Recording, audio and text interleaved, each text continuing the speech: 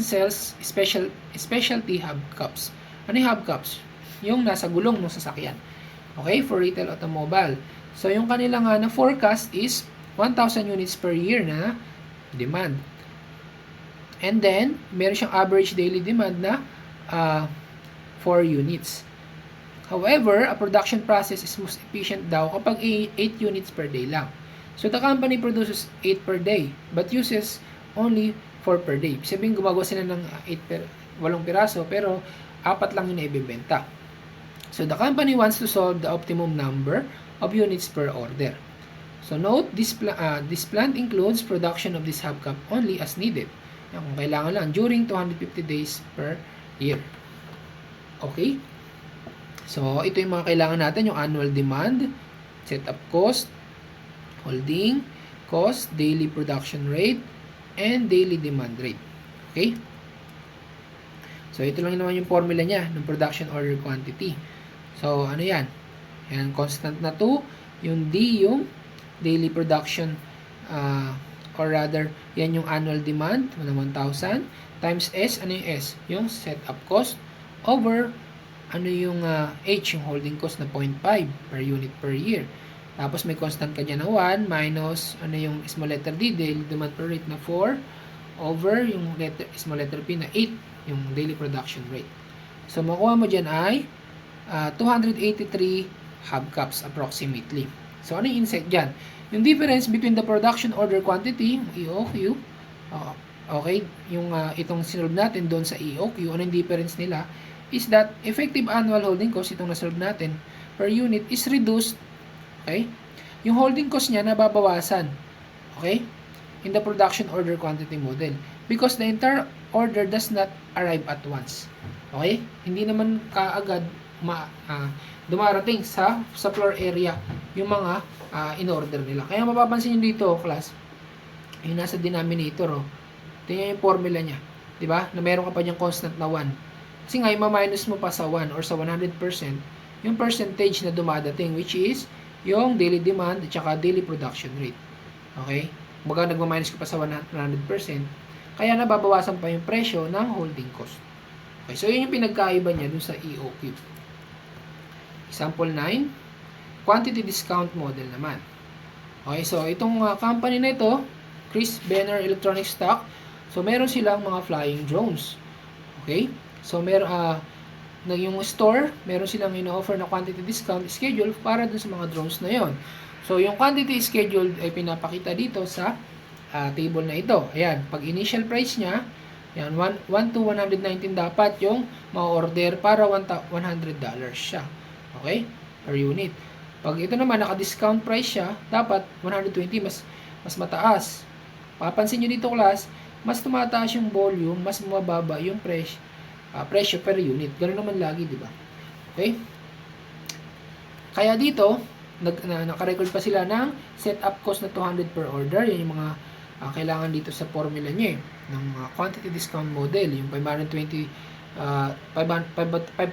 units annual demand. And yung inventory carrying charge as percent of cost, which is 28%. So, what order quantity na makapag-minimize ng total inventory cost dito? So, ano yung approach natin dito? So, we will follow the 2 steps. Okay? Just outline for the quantity discount model. Okay? So, ano yung first step? Kailangan natin i-calculate yung EOQ para dun sa lowest price. So, dito, mas mababa yung 96. So, yan muna yung i-compute natin. So, ito, formula lang to ng EOQ. Okay? Para dito sa third row. Pinakamababang cost.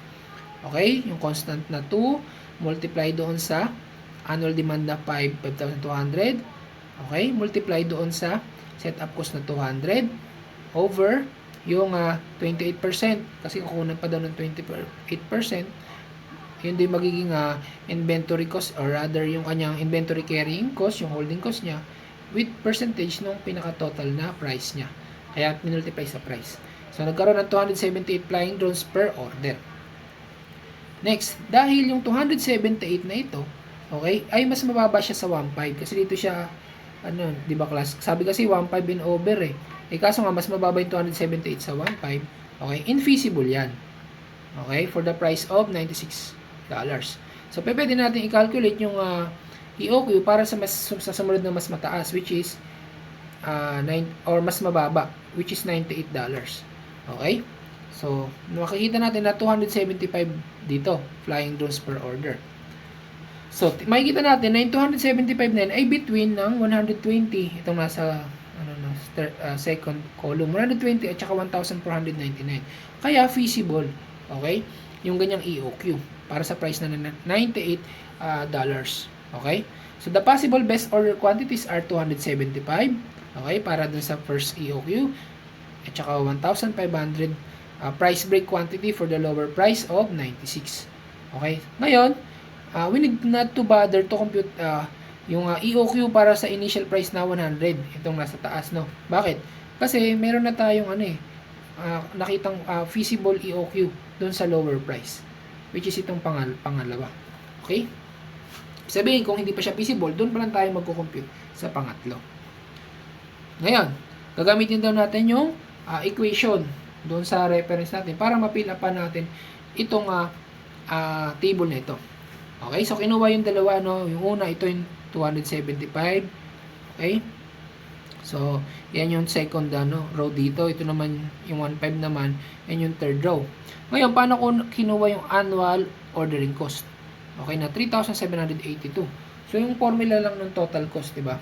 Ang formula niya is TC equals D, ay naalala nyo kayo na, over Q multiplied by S.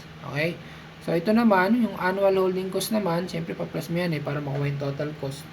Yan yung Q over constant na 2 times yung H holding cost. Then, annual product cost. So, yan na yung PD. Pa-plus mo rin yan, product cost. Okay? Okay, so yan, gagawin natin. So, yung din natin ito, yung 5,200 units. Okay, 5,200 units. Over yung Q natin, ito, yung 275. Okay, times, ano yung S? Yan yung setup cost na 200. Okay, kaya nakuha tong 3,782. Next, yung annual holding cost naman. So, nakuha yung annual holding cost na yan, dito sa formula na ito. Okay? So, sa formula na to, yung Q, ano yung Q natin? Yung 275. 275 over yung constant na 2. Multiply sa holding cost. So, ano yung holding cost nito? Ang holding cost naman niya ay same doon sa inventory carrying cost. So, ano yung inventory carrying cost doon? Yung, sabi niyan ay 0.28%. Okay, 0.28 yung kanyang presyo dyan. Okay, so ganyan, kaya nakuha yung 3,773 dyan. Okay, sumunod yung PD, yung annual product cost. Okay, so yung annual product cost naman dito is $509,600.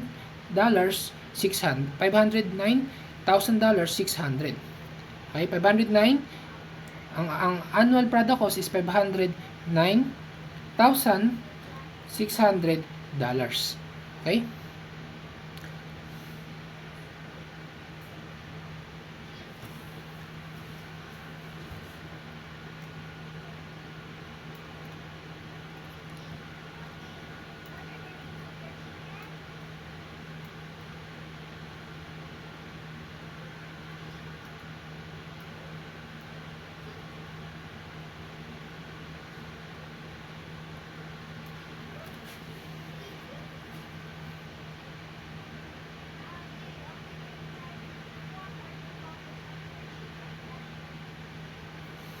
Okay, so yung annual product cost naman is $509,600. $509,600. So, paano siya kinuha?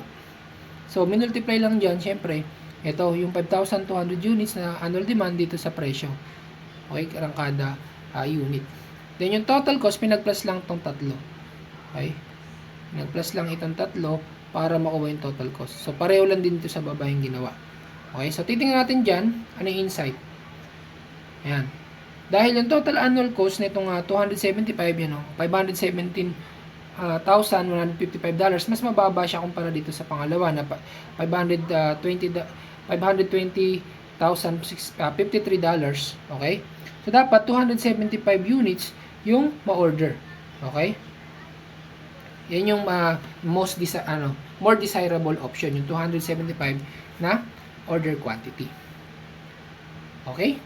So, sinasabi lang dyan na kahit na makakasave ng ng $10,000 sa annual product cost, kung titingin kayo dito sa annual product cost, mas mababa yung sa second choice. Okay? Yun nga lang, yung kanyang ordering cost na 1,500 units, okay, at a time, will generate more than that increase. So, makikita nyo kasi sa ordering cost, mas mababa. Okay?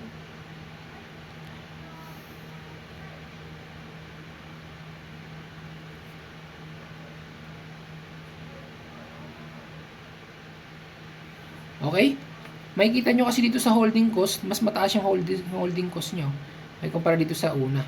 Kahit mas mababa yung niya, annual product cost, dito, yung pangalawa, mas mataas naman siya sa annual holding cost. Ang laki ng pagitan. So, yun yung pinakahumatak. Kaya hindi lang dapat magbabase dun sa pinaka-presyo or cost ng materyales. Dapat magbabase din doon kapag kinonsider natin yung annual ordering cost, annual holding cost. Okay? Hindi lang basta dun sa product cost mismo. Okay? Next is yung tinatawag na probabilistic, okay, models and safety stock. So pag sinabi natin probabilistic models, ina-apply siya kapag yung product demand is not known. Okay? And can be specified by means of probability distribution. Sabihin, hindi pa sure kung ano yung demand. So naka-probability distribution siya. Okay? So itong probabilistic models na to is para siya sa mga real world adjustment, kasi nga naman sa real world setup, yung demand and lead time ay hindi naman laging alam or known at hindi laging constant. Okay? Next, yung service level. So service level is the complement of probability of stock out. So for example, yung probability ng stock out, okay, is 0.05. Yung service level naman is 0.95. Kasi pag sinabi kasi nga service level, yun yung kakayahan or level kung saan makapagbigay ng service yung isang company doon sa requirement ng customer. Okay, siyempre pag sinabing stock out, hindi makapagbigay ng service kasi naubusan nga ng stock. Okay, so kabaliktaran lang siya ng service level yung stock out. Next, yung other probabilistic models. So yung una, demand is variable and lead time is constant. Sumunod, lead time is variable and the demand is constant, and both yung demand and lead time are variable. Okay, punta tayo dito sa example 10. So, determining safety stock with probabilistic demand and constant lead time. So, itong optical company na to has determined is reorder point para sa eyeglass frames. So, ito yung 50. Okay? Units. Its carrying cost per frame. So, ibig sabihin ng D, yan yung days tsaka lead time. Okay? Kumbaga, minultiply, okay, yung D, ano ba yung D kanina? Yung demand, tas doon sa lead time. Okay, demand per day, tas yung sa lead time. So, the carrying cost per frame per year is $5. Okay? And stock out or loss of sale cost is $40 per frame. So, the store has experienced the following probabilistic distribution. Na-record daw nila yung mga percentage of occurrences na ito. Okay, so the optimum number of orders per year ay 6. Okay? So, yan, nakuha na naman nila yung reorder point nila, yung 50.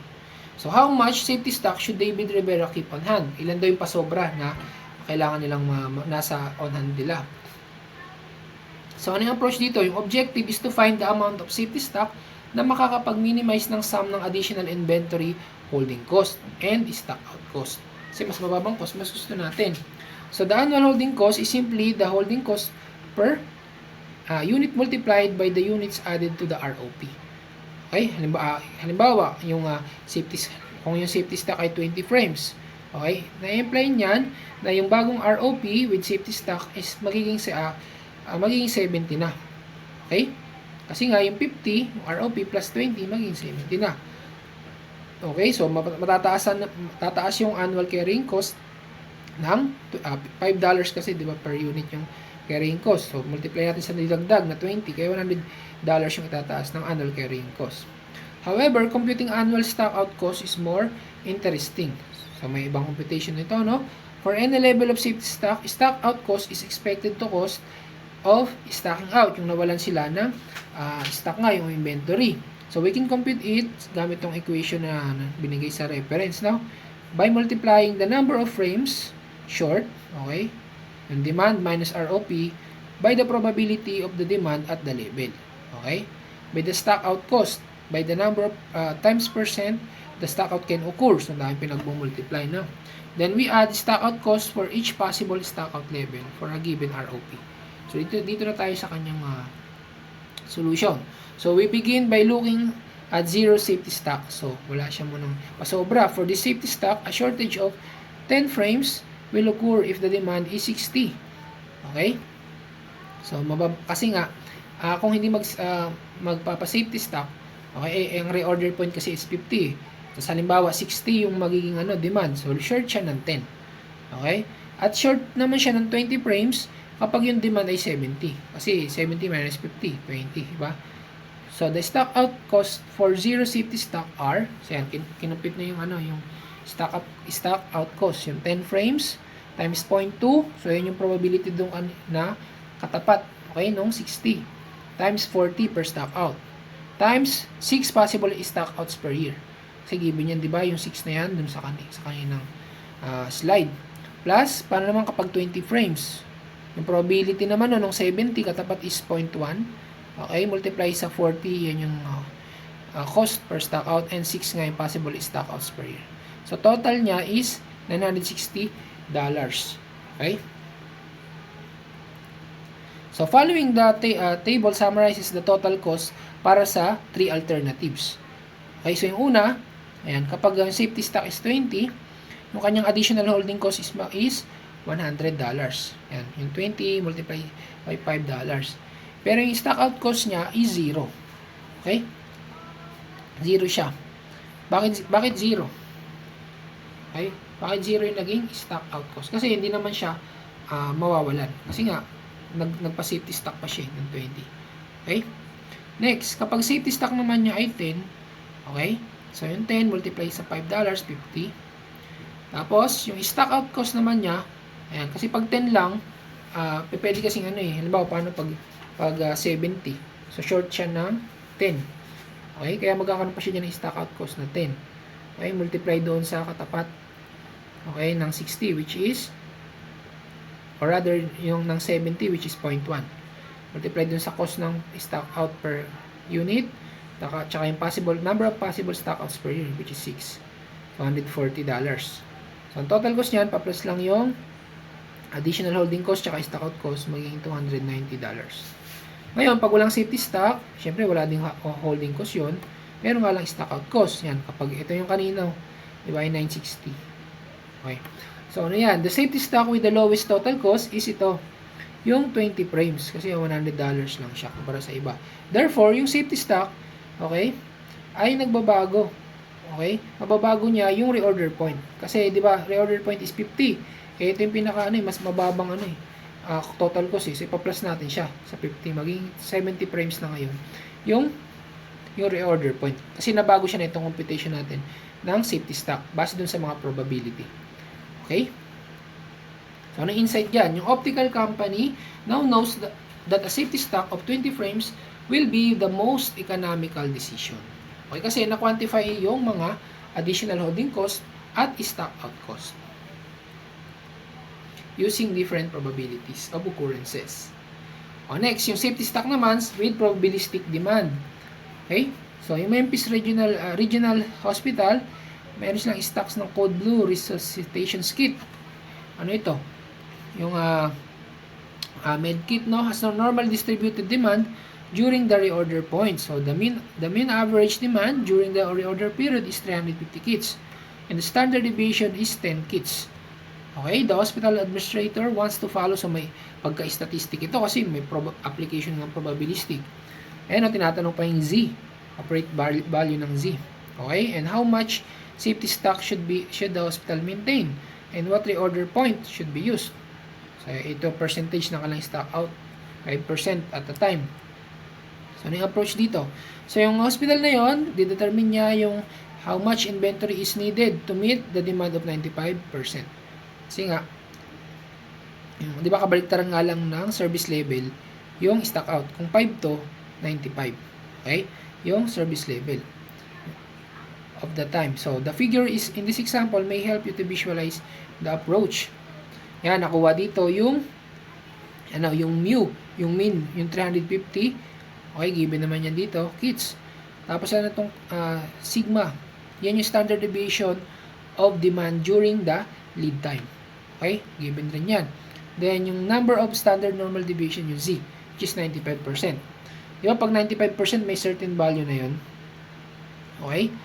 So, dito, yan, 1.645 or 1.65, di ba, ang value ng 95% confidence level. Okay? So, nasa appendix 1 yan o gumamit daw sa Excel formula nito para malaman. Pero pwede naman kabisaduhin eh. Pag 95%, 1.645 or 1.65. Okay? Because yung safety stock, ayan, yung mean minus or yung X value minus yung mu. Okay? And then, yung Z na formula is X minus mu over yung sigma. Then, yung safety stock, o pwede combine siya dito sa formula. No, equals lang siya doon sa Z value multiply doon sa sigma. Solving for the safety stock, okay? So, meron kanyang 1.645 times 10. Okay? Kasi ang yung standard deviation is 10. So, merong nakuha na safety stock na 16.5 kits. So, this is the situation illustrated in the previous figure. Okay? Now, the reorder point is yan, expected demand during lead time, which is 350 kits, plus safety stocks. Ito nakuha natin. 16.5 kits of safety stock. So, meron ka na ngayong yan, 367 kits. Okay, na reorder point. So, na yung insight yan. The cost of the inventory policy increases dramatically or exponentially with the increase in service levels. Sabihin, kung yung 95% na yan, okay, tumaas pa, okay, mas tataas pa yung yung cost of the inventory policy. Okay? Kasi mas gusto mo nga magbigay ng service, makapag-provide ng requirements ng customer, syempre mas tataas pa yung cost ng inventory policy. Okay? Ngayon, ROP for variable demand and constant lead time naman. So, yung average daily demand dito para sa Lenovo laptop, okay, ng company ito is 15 daily yan. And yung standard deviation ay 5 units. So, yung lead time is constant at 2 days. So, find the reorder point if the management wants 90%. Okay? Siyempre, kabaligtaran lang yan ng stock out, which is 10%. Total niyan is 100. How much is the safety stock? Okay, ano yung approach dito? Gagamitin lang natin yung formula na given doon sa reference PDF. Kailangan natin ng average daily demand. Yan, nasa problem na yan, 15. Lead time, 2 days. Then, standard deviation of daily demand, 5. Then, service level of 90. Okay? So, for the solution, yan, kapag 90%, 1.28 yan. Okay? Then, yan yung Z value niya, no? Then, ito yung ROP niya, no? Yung ROP, may formula siya na yung average daily demand na 15 times yung kanyang lead time na 2 days plus ito na nga yung Z value which is 1.28. Tapos yung sigma, yung standard deviation na 5 multiply doon sa square root ng 2 kasi yun yung lead time. So nakuha ay approximately 39 yung ROP. Ngayon, yung safety stock is about 9 Lenovo computers. Bakit? Kasi mula sa 30, okay, dinagdagan ng 9, kaya naging 39. So, yung 9 dyan, yan yung safety stock. So, ang insight, yung value ng Z depends on the manager's stock out risk level. Nakadepende nga yun sa experience ng manager. Okay, syempre, mas mababang risk, mas mataas dapat yung Z value. Next, ROP for variable demand and variable lead time. So, there's yun pa rin, no, na company. So, gumagawa sila ng 6 packs, 9-volt batteries. So, meron silang 150 packs na nabebenta per day. following a normal distribution of meron na siyang normal standard deviation na 16 packs. So yung batteries are ordered from out of state distributor. So yung lead time niya is average 5 days. Yung standard deviation naman niya ay 1 day. Ngayon, to maintain 95% service level, napahanap yung ROP. So yung approach dito, determine at which the reorder by applying equation. Okay, given. Then, yung average daily demand, yung mga given na yan doon sa problem. Yan, pag 95, yan, 1.645. Yung Z value. Okay, substitute lang natin sa formula. Yan, yung ROP natin, yung average daily demand na 150, times yung, lagi yan, yung average lead time, plus yung Z value na 1.645. Ngayon, paano natin kukunin to? Yung sigma. Okay, so may formula siya dito sa baba na. Yung sigma na yan, nakuha siya sa square root ng ito. Una, mamultiply natin yung average lead time. Okay? Doon sa standard deviation na in square, no? Ng demand. Standard deviation demand. Plus, next, yung 150. Yun yung average daily demand naman. So, squared naman siya. Plus, 1. Yan yung standard deviation of lead time. Squared din. So, nakuha na 154. Okay, ngayon, yung ROP ay makuha sa pamagitan nito. So, multiply lang natin yung 1.645 dito sa 154. So, nakuha ay 1,003 packs. So, na insight niya.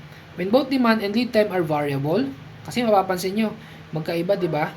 Kasi yung isa, mula doon sa, supplier or sa distributor. Okay? So, magkaiba talaga sila ng demand. And yung lead time ng company na yun, tsaka doon sa nagsusupply sa kanila. So, the formula looks quite complex, but it is just the result of NNA square lang naman yung standard deviation. Okay, dito sa formula na yan. Okay, to get their variances, then summing them, and finally taking the square root. Okay? Next, ROP for constant demand and variable lead time. So, yung company pa rin na yun, okay? Pero dito naman, yan, constant yung demand and variable naman yung lead time. So, nagbibenta sila ng 10 digital cameras a day. Okay? Yung lead time nila is normal distributed with a mean time of 6 days. Standard deviation of 1 day. So, 98% service level. So, ano yung ROP? So, yan na naman yung mga given natin sa problem. Yan, pag 98, equals yan sa 2.055. Okay na? Z value. For the solution, o ROP, ito lagi yan, yung daily demand, 10 units, times yung lead time na 6 days, plus yung Z value na 2.055, multiply doon sa, tong 10 na ito. Minultiply niya doon sa 10 digital cameras a day. Okay? Tapos 1. Saan tong 1 na ito? Yung standard deviation of lead time. Okay? So, nakuha dyan is yung 10 times 6, 60. Ito naman ay 20.55. So, mayroong 80.55 na reorder point. So, the reorder point is yan, approximately 81 cameras. So, now, note that how the very high service levels of 98% drives the ROP up. Okay? Kasi mapapansin nyo kanina, no? Yung mas mga mababa na service level, mas mababa din yung ROP. Kasi mataas, kaya mataas din yung ROP. Next, other inventory models. So, may tinatawag na single period model. So, it describes a situation in which one order is placed for a product. So, at the end of the sales period, any remaining product has little or no value. Okay? So, ano naman itong single period na ito? So, ito ay typical problem, for example, para sa Christmas tree. May mga seasonal goods o mga bakery goods, mga newspaper and magazines. Kasi nga, single period inventory lang sila. Kumbaga, yung isang orderan lang para doon sa product na iyon. In other words, even though yung mga items, okay, na ay in order weekly or daily, they cannot be held over and use as inventory in the next sales period. Okay, so kailangan yung decision dito is how much to order at the beginning of the period. Next is yung perpetual inventory system that is required in using the fixed quantity model. Involves continuously monitoring of inventory. Pag sinabi natin perpetual inventory system that is required in using the fixed quantity model involves continuously monitoring of inventory levels. Yung nabanggit natin kanina, di ba, yung in and out ng mga materyales. Pag fixed period system inventory model naman, tinatawag niya siya periodic review or P system, where inventory is ordered at the end of the given period. Okay?